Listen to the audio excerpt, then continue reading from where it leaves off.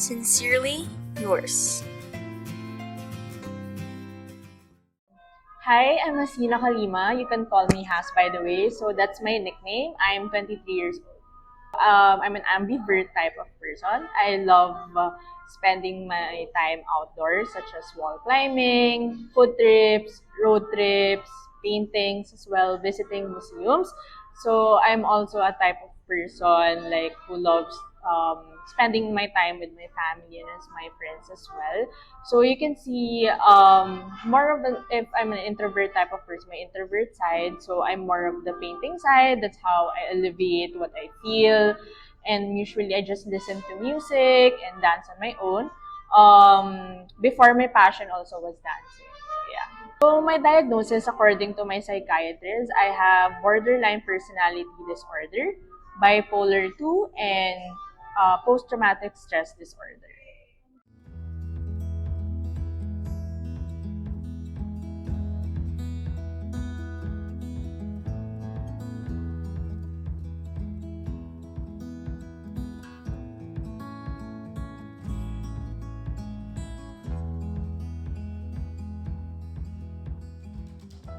Living with all these diagnoses, such as BPD, bipolar 2, and PTSD, it's very hard, to be honest. Like, it affects my day-to-day life, and as well as with my relationships with my family, my friends, and also my exes before when it comes to dating. So number one, it affects my mood. It really affects how I deal with people. Sometimes I switch moods, as usually when I got triggers, for example, external factors such as stress, and also sometimes when I deal with a lot of stuff in my mind. Since I have PTSD, according to my psychiatrist and neurologist, so usually I don't have any triggers. So sometimes I just get anxious out of no context, or all of a sudden it's very ad hoc or impromptu. So second is that how I work. Sometimes when I was working in a corporate management, sometimes it's a fast basis, so you need to keep on track. But when you have mental health issues or mental illness, sometimes you feel pressured, and sometimes you feel like all of the people around you are times for working and you can't concentrate. Sometimes you're just staring at your laptop. You feel down. You feel down to the point I'm questioning myself, like, am I worthy? Can I do this? Like, I'm overthinking. There's a lot of overthinking when it comes to it. And then third is also it affects how I do handle my anger management issues as well. So usually I do have outbursts. But since with my medications and also with psychotherapy, it helps me. So usually my psychotherapy is all about CBT and DBT. It's cognitive behavioral therapy and also dialectical behavior therapy. So it helps me how to communicate with others. And then also it affects how my mental illness is number one, communicating. Sometimes I talk too fast, and sometimes I don't want to talk to anyone when I have those days.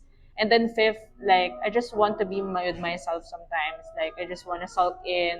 I don't want to eat. I don't want to sleep. It affects how I sleep as well. If I don't get enough sleep, it affects my mood as well. So yeah, those are how it affects my relationships with other people.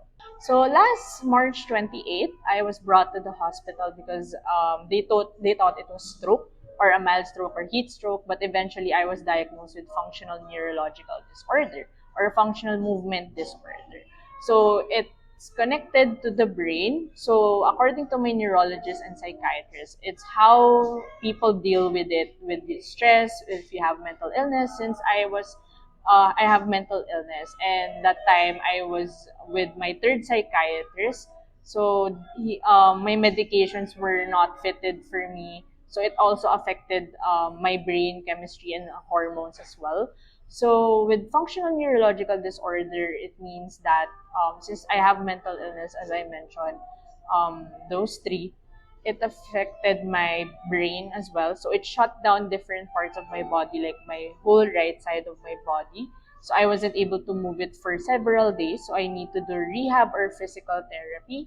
So when you have mental illness, it's very important to take good of it, because to deal with how you deal with it, you need help from professional help, because um, with that, you with the brain when it shut down, it also shut down different parts of your body. They say that if you're not mentally okay as well, you're not physically okay as well. So a little background about functional neurological disorder, functional movement disorder.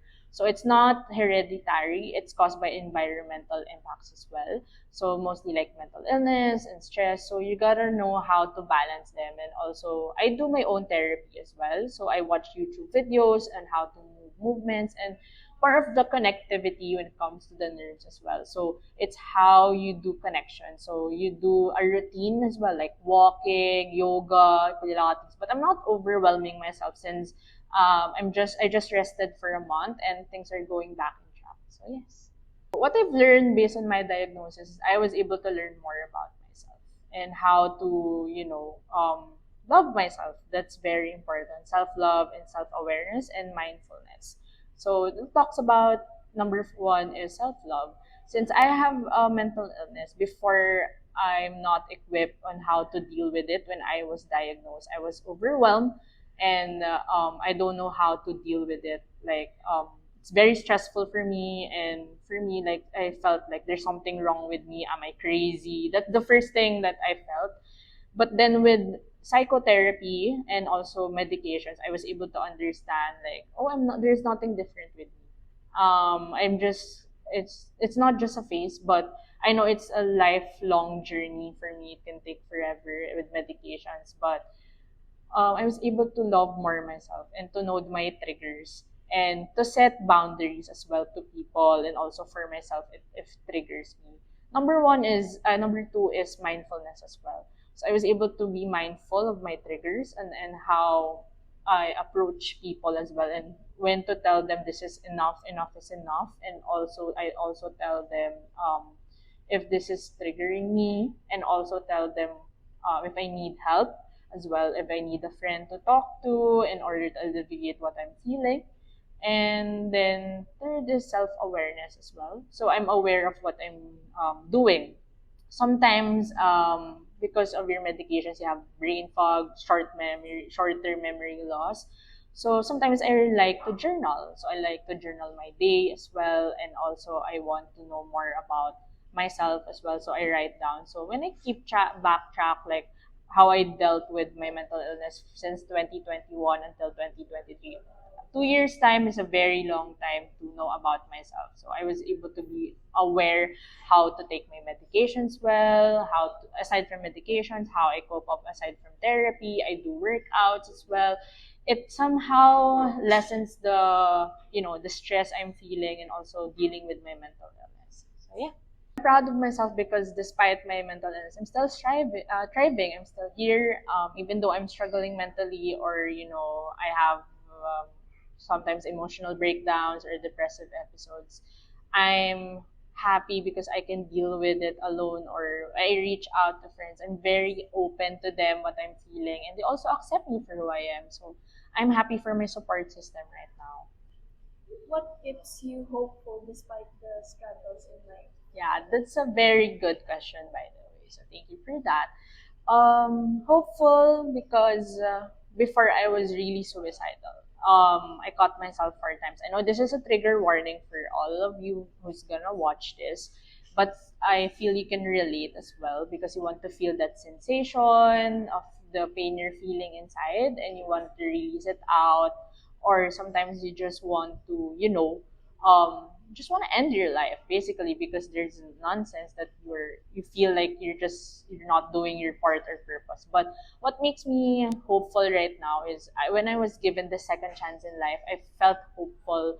Like I don't want to die. And also there's some ways you can get professional help. Seek professional help when you need to, and also seek help from your family, your friends, because even though they can't understand much, there are people also who can understand. And also reach out to support group. You have support groups in Facebook, or a psychiatrist or psychologist can recommend you a support group for your mental health. So I'm hopeful, like every day. Sometimes I don't want to wake up, but I remember I'm thankful also because I'm a spiritual type of person. So I believe in God, and also I read Bible, the Bible verses. So it helps me, to keep track when I'm anxious, because there are several like Psalms you can read about it when you're anxious. So I'm hopeful that every day is going to be a struggle, but it also keeps me fighting to thrive. Also, like I know that this video is gonna help with people like me, with struggling with mental illness. Like I want to spread awareness to them, and also how to cope up with. Also, it's me also being hopeful that every day is going to be a new chance to learn more about yourself, love yourself, set boundaries, and also, as much as possible, seek professional help, and also reach out to your friends and family, or do something for yourself, treat yourself, and also, you're not indifferent, you're not crazy, you're not also, if you feel you don't belong, you belong also in this world. It's just that you're struggling with something. It doesn't define you as a person, but it also helps you to understand more of yourself. So yeah. How can the people around you help you in managing your symptoms? Okay, so the people around me can manage me in helping when it comes to my mental illness. Sometimes it's hard to answer that question when a person or a friend will ask me, how can I help you? How can I help you deal with anxiety, with stress, with depression? It feels overwhelming. It's also I feel pressured to answer that. But now I know how to answer it. I just need sometimes a friend or a listening ear to be there with me. Don't give advices, just hear me out.